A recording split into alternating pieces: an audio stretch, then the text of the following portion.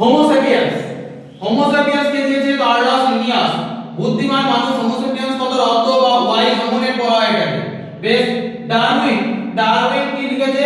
Darwin the origin of species, এটা কত সালে? 1759 সালে। আর 1771 সালে কি লিখেছিল? দ্য ডিসেন্ট অফ ম্যান, এখানে কি দিয়েছিল? বিকাশ তত্ত্ব দিয়েছিল।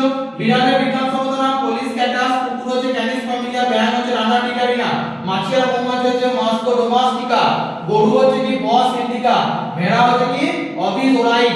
ঠিক আছে। Classification of organism Carolus Linnaeus কোন বইয়ে বলেছিল? সিস্টেম অফ নেপচুরি। ঠিক আছে। কিংডম কি 7টি কিংডমে ভাগ করেছিল এই কার্লাস লিনিয়াস। কি কি?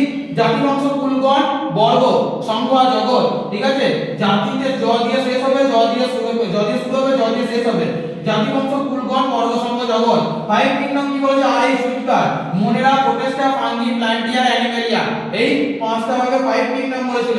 এ বলেছিল 7, এ বলেছিল 8। কোশ্চেন করে 7 কিংডমে কে ভাগ করেছে? 8 কিংডম, 5 কিংডমে কে ভাগ করেছে? ঠিক আছে। এরকম কোশ্চেন আছে।